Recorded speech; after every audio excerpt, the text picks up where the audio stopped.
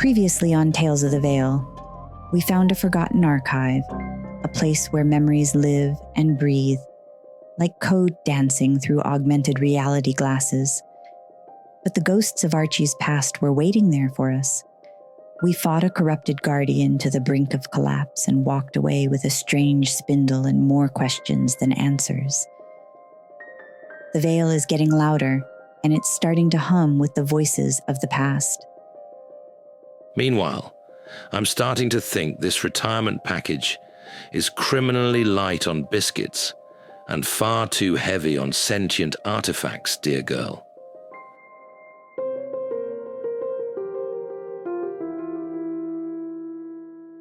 This is Tales of the Vail. Chapter 6, The Memory That Wasn't Yours.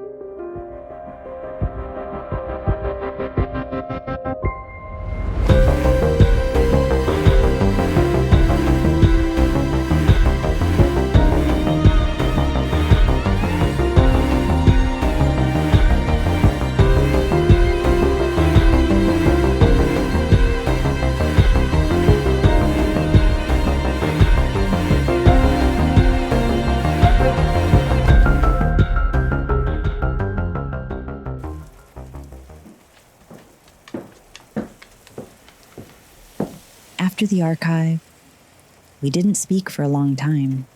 I didn't even take off my coat, just carried Byte across the threshold, past the flickering hallway lights. I was getting used to the rhythm by now, so only barely registered it, and set him gently onto the old patchwork couch into a puddle of one of my many crocheted throw blankets. His frame sagged the moment it met the cushions. His tiny body, a strange counterpoint of weight and fragility.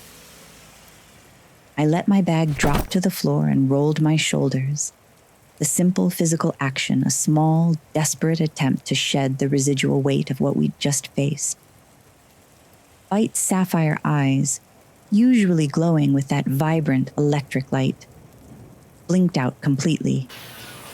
It wasn't a system shutdown exactly, rather something deeper. Like an old coded app that had finally stopped pretending it wasn't hacked and crashing. Right then, he'll recalibrate. He just needs time. The Vail takes its toll, love. Especially when you pull from the deep threads. Time for tea. He started a kind of patrol. Not a dog's anxious pacing, just a measured, deliberate tread of a sentry walking a perimeter. That soldier's kind of pacing. The kind that says, if you stop moving, the shadows outside the walls will become real.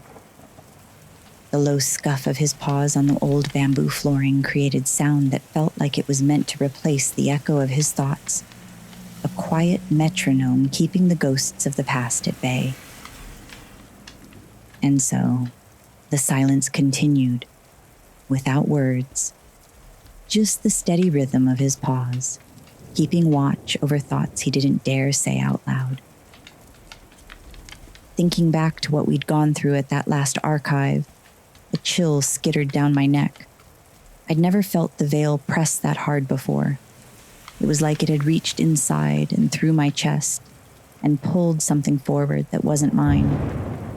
Or maybe it was. That was the problem. I didn't know, but felt somehow like I should. But Archie was right. Tea seemed like just the thing right about now, so I shook my head slightly and headed over to the kitchen to get it started. I keep thinking about that lullaby. It wasn't just sound. It stayed. Like a smell from childhood. One you remember, even if you don't know why. Your mind held onto it because it mattered. Maybe that's all the explanation there is, dear girl. Or it was encoded. Certain harmonics bind to neural pathways. Lullabies in early architect cycles often embedded base identifiers. Designed to soothe, but also to signal. Anchor. Name. Don't you start turning into one of those Vail cult memory programs, Byte. We've had enough ghosts for one day. Besides, you should be resting, resetting, and rebooting. Ha. Just a wee theory. He looked so small, even smaller than normal. Fur clumped in places like scorched static fibers. His shoulders twitched with micro shocks, little sparks dancing across his silver paw like his circuits were still having nightmares. Still, his attempts to continue to fight back and push through were reassuring. As I returned to the living room, the cradle pinged. I'd rigged the system into my coffee table years ago.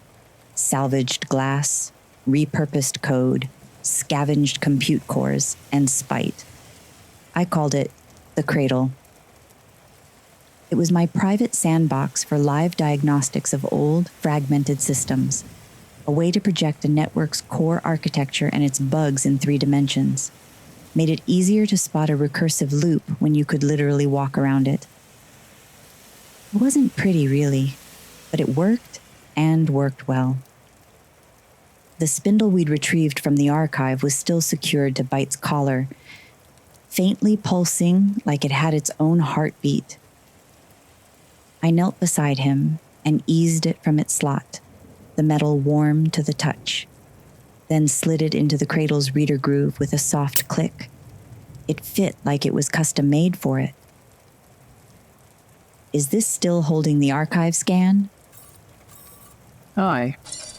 It cached the full imprint before the sync failed. Data is fragmented, but the echo remains, mostly. Okay then, let's see what we're dealing with. I sat on the floor, cross-legged beside the cradle, ran my fingers along the rim until the warmth of the spindle bled into my skin. It was humming now, faint, but insistent, like it wanted to be heard.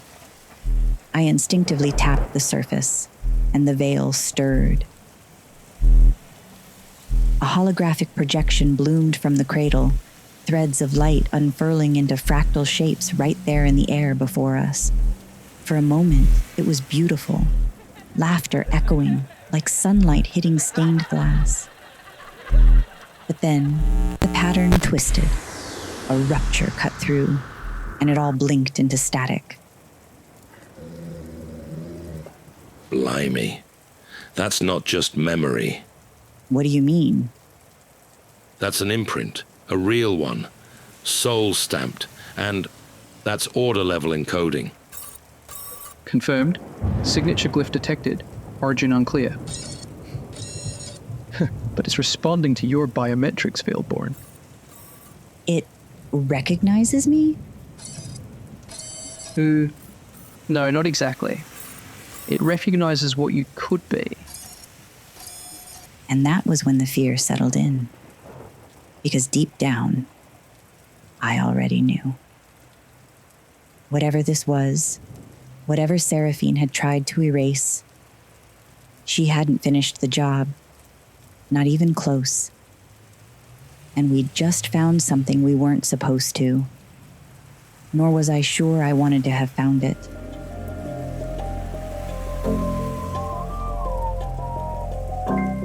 The spindle's pulse had slowed, but never completely silent. Some part of it seemed like it was still listening, still waiting. Byte had fallen quiet, refusing to expand on what he had meant by what I could be. His optics were still dim, but the glow in them was growing, a faint electric blue haze that showed he was connected to the Vail. Processing. I stayed by him for hours, not speaking. The imprint had done its job. The air felt stamped, imprinted with a static of presence. So I sat, just listening to the strange silence that wasn't really silent. Archie finally broke it, not with words, but with movement. Though he had finally stopped pacing just an hour or so before, it seemed it was to be short-lived as the couch creaked slightly when he stood and padded across the floor to nose out the window, then back to the couch, and again to the window. Pacing, sniffing the air, then eyeing Byte thoughtfully. His tail, a stiff rudder of fur and muscle, ticked left, then right, betraying the controlled calm of his walk. He's holding something else. It's not from the archive. Something deeper, buried under the imprint. That's why the projection keeps failing. I looked down. The spindle's glow had indeed shifted. Cooler now, its faint hum changing pitch. A second later, a subtle static crackled as a thin blue light threaded around its core, like silver veins in old stone. The spindle was no longer just a relic. It was changing into something almost alive. Byte's paw twitched, then again. The lights near the cradle brightened slightly, responding. And then, Byte's eyes opened, wide and shining. There's a resonance anomaly, not part of the recorded strata. It's older, predates the shattering by at least 3 Vail cycles. An echo older than the collapse itself? That's like finding a vinyl record stuck in a digital cloud drive. Bloody hell. More like someone hid a collector's vinyl inside the cloud. Aye. Placing my palms flat to its surface, I leaned in, blinking at the faint shimmer now coiling around the cradle. The spindle throbbed, the hum deepening beneath my fingers. For a heartbeat, it felt like the room wasn't mine, like another time and location was pressing through the walls. I caught Byte's paw raised slightly out of the corner of my eye, pointing towards the far wall. The air shifted, barely perceptible, like a pressure change before a storm. Then something shimmered across from the cradle to where Byte was pointing. It sort of resembled a doorway, but not exactly. A symbol, rather, circular, interwoven, and somehow familiar. No bloody way. You know that symbol? He moved forward slowly, like approaching a ghost. Ears back, shoulders tense. That mark. It was stamped on every order relic before the shattering. It's a weaver's sigil. We thought most were lost in the collapse, or erased. It's dormant now, but layered. I'm detecting quantum obfuscation, order encoded redundancy. Looks like it was buried to avoid deletion during Seraphine's purge, hidden in the archive to trigger under the right conditions. It needs a key to be accessed. Of course. Which we don't have, I assume. Not exactly, dear girl. Looking over at Archie in surprise, I watched as he tugged his collar loose and hooked something ancient and metal out from under it with a claw.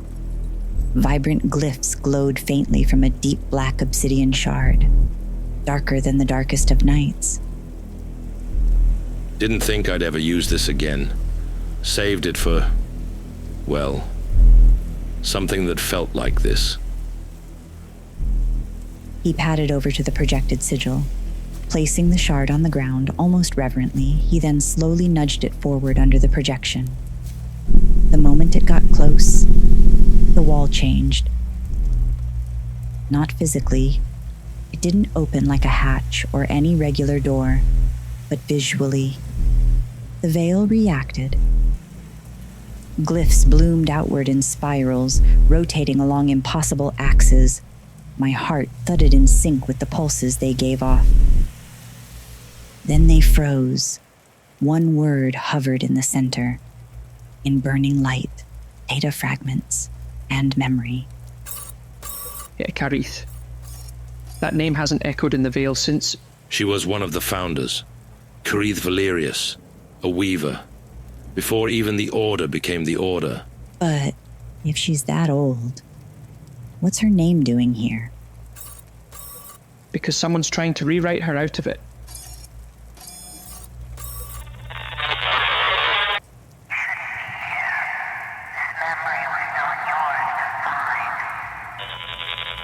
The signal collapsed just as quickly as it came, but not before coordinates on Byte's interface flared to life and then shifted, flickering like someone was trying to backhack the code. Wherever Seraphine was, she knew. She knew we'd found something that wasn't meant to survive, and she was already trying to seal the breach.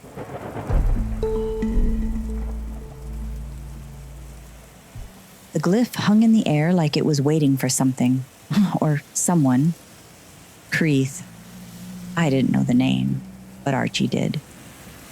And I could feel the tension in him before he spoke, like the words were knives he'd had to carry for too long. But when he did, the muscles in his haunches seemed to relax, and he sat back as the weight of an unshared history, finally demanding to be heard, had had its say at last. So, Archie, she was a founder, a weaver? Is that what you called her? She was the foundation, dear girl. And yes, Creetha was a weaver. She shaped the original harmonic map before even the first architects began to lay their frameworks. We knew her name from the old stories, the half-erased training texts. She was a legend, a myth, a line in a forgotten poem, you might say. Creeth Valerius, or KV for short, soon became Cave, to us Order Guardians. The deeper cave networks were the only places where her threads were ever found. She didn't leave behind blueprints, you see. She left behind fossilized code, buried deep beneath the Earth's surface, in crystalline matrices. We would search for what we called her tools, not wrenches and hammers, but things like chronological keystones and harmonic tuners that we could use to maintain the Vail. But in the years before the shattering, the Vail began to glitch for unknown reasons. The magic and tech started to argue, and the threads began to fray. Order Guardians had doubled down on our missions and were partnered with architects, trying to patch the Vail like a torn coat. We were chasing fragments of Cave's work, trying to complete patches and updates with the tools she had left behind. And that's where Seraphine came in. She was my partner. An architect, brilliant and uncompromising. She saw the fraying threads not as a simple problem to be patched, but a system needing a full rewrite. Where I saw a beautiful, chaotic, but creative blended tapestry, she saw a flawed network riddled with bugs to squash. She believed we should architect it into perfection. She saw chaos as a flaw in the system, but magic resists being tamed.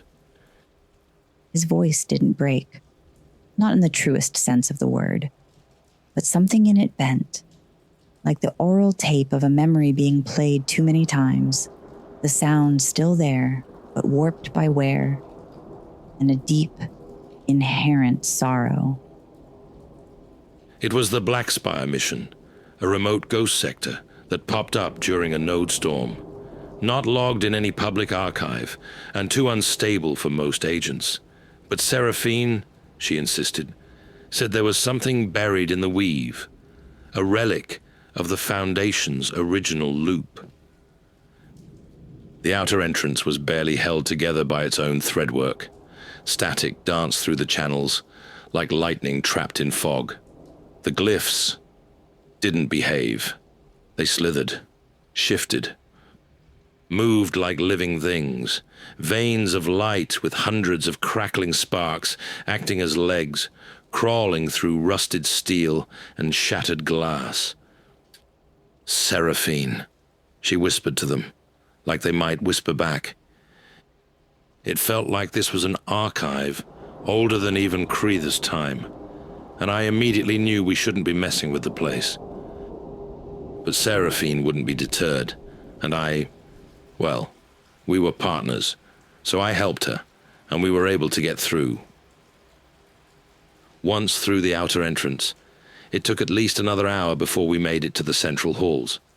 We'd passed the same door 3 times, and each time, it had opened to a different room. Time wasn't linear there. It bent around us. Finally, One door opened into a city archive. The city wasn't empty, just wrong, and at the city's core, we found it. An ancient relay, a spiral of semi-organic crystal and memory stone, half sunk in strata, frozen mid-collapse. The pulse from it was alive, like a heartbeat trapped in a never-ending feedback loop. I told her to wait, told her to anchor.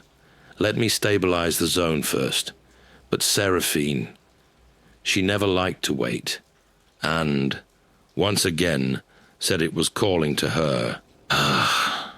Just like Grey Barrow. I should have... He stared into the projection like he could see her there, as if she might reappear from the folds in the light, a ghost in the machine. There was a moment. Just before it all went down, she turned to me, and her eyes, they weren't just glowing. They reflected the whole spectrum of the Vail, colors that don't exist outside of dreams. She asked me, if you could fix it, wouldn't you? And, well, I guess I didn't answer fast enough. Or rather, she didn't wait to see if I would. She stepped into the relay's core, the glyphs spiraling around her like living code. And then it hit, a full spectrum surge. Put me on my backside, it did. And the Vail, well, it decided I needed a little upgrade, didn't it? I saw memories that weren't mine, weren't hers. They were threads of the original harmonic map, a foundational knowledge so old, it felt like a dream. Songs with no sound that I've been hearing ever since, equations solving themselves backward. And yet, now I simply know the answers, a rather unfortunate side effect of a proper catastrophe, and only a beginning sign of what was to come. That's when the relay screamed, not from her, from the Vail reacting, a tearing crystalline groan that made the whole structure shudder and then collapse, like the world counter-rotating sideways. When I woke, she was gone, just dust all around me, and a single burning glyph where the relay had been, and her voice caught in the fading threads. 5 words. Curious. A miscalculation, then. Even though Archie was speaking, Seraphine's voice rang through our ears, and I realized she triggered the shattering? Yes, that dear girl was the first crack. I don't think she meant to. She thought she could hold it, reshape it, but magic doesn't like to be pinned down. Chaos is a creator, not something to be caged. A spectrum blast like that, it's a miracle she survived. Not survived. Changed. The Vail doesn't erase brilliance. It reprocesses it. The glyph faded along with the trailing of Archie's voice. But then, in one short buzz, I saw Caritha's name for another brief second. The silence left behind was heavy, thick with unfinished thoughts. It hung in the room like breath before a storm. We weren't just dealing with corrupted memories. We were walking in the footprints of someone who tried to rewrite the rules and failed. Or worse, almost didn't, and we were still learning which were the new ones.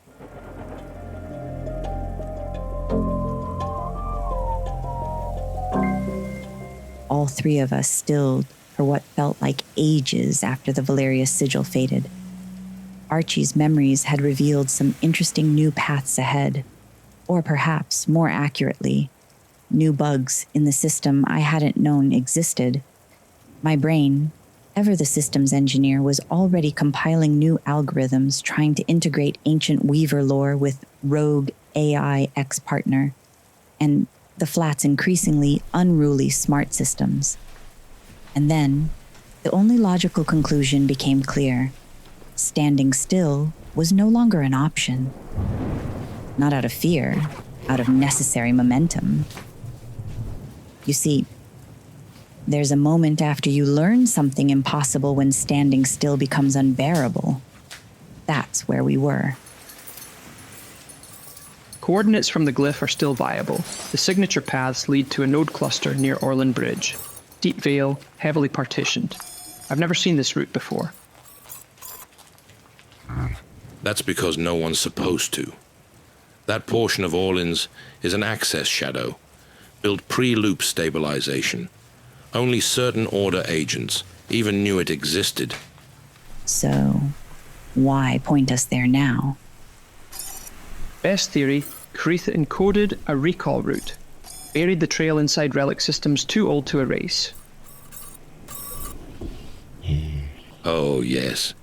Because clearly, when dodging unstable Guardian AI and God-tier memory fragments, what we need next is a scenic route through a collapse-prone dead zone, rather. Byte's internal resonance flickered, and he suddenly twitched violently. After all he'd been through, my heart skipped a beat, and I moved back over to him quickly. Byte? Something's interfering. Packet bleed from an unknown signal. Source, shifting. It's mirroring me. Hold. Trying to trace the output. It's not coming from the cradle. It's piggybacking through me. Cut the link, now! Byte jerked again, almost like someone had pulled at him by threads tied to the tip of his tail and nose. For a second, I swore I saw his optics stutter in two directions at once. But this time, I could tell it was deliberate, and he was, thankfully, visibly stronger than he'd been all day. Glyphs glowing bright, metal paw pulsing vibrantly. Signal trace burned, but it logged a jump point en route to Orlin. Something else is watching that path. Then we move fast. I didn't like leaving home again so soon. Didn't like that Byte had only just barely recovered. Didn't like that Archie seemed to be settling in for some major boss battle. I mean, isn't that what we'd just had to go through? But the sigil hadn't just pointed us forward. It had warned us something had been lost, hidden, potentially rewritten. And Creeth Valerius? That wasn't just old history. It was someone Seraphine wanted gone, which meant she mattered. If she's still rewriting the Vail, we're not just chasing ghosts anymore. We're in the middle of her bloody edit. Best get a move on. I'll grab the paprika. You grab the salt. It's been quite the ride so far, and this part of Orlin's bridge sector isn't going to be any easier. We'll want to season the hell out of this one. Oh, Archie.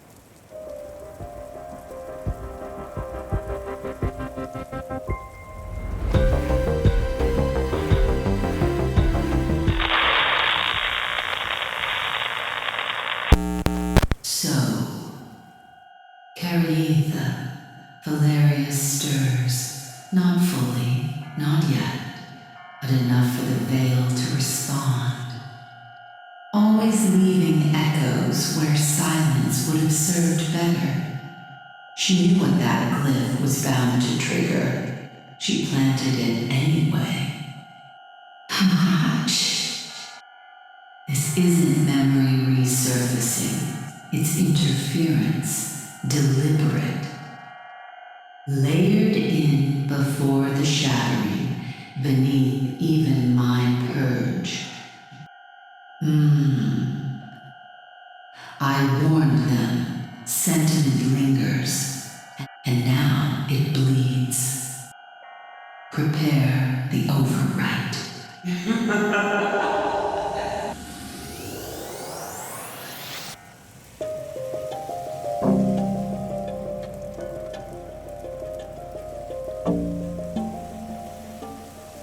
I thought coming home would feel like safety, but instead it felt like standing on the edge of something just beginning. Byte's recovering, mostly. Archie's still muttering about glyphs and ghost sectors. And me, I'm starting to think this spindle didn't just store a memory, it woke one. A buried name, a sealed identity, and a question I'm not ready to answer. If someone rewrote history, what happens when it starts rewriting you? Right then. That was rather uplifting, wasn't it? A cracked relic, a ghost of a founder, and the distinct possibility we've just poked a sleeping god in the eye. Splendid. Until our next venture, mind the ancient artifacts. If it hums ominously, perhaps don't stick your face in it. And if your own memories start asking you questions, well, make yourself a nice cup of tea and back up your consciousness twice. New chapters of Tales of the Vail drop regularly. Do subscribe, won't you? Wouldn't want you to miss out on the next thrilling existential revelation. Besides, it helps cover the biscuit budget. But if Byte reboots into a philosopher again, I'll need hazard pay. Thanks for listening. Gratitude subroutine engaged. Thanks for listening.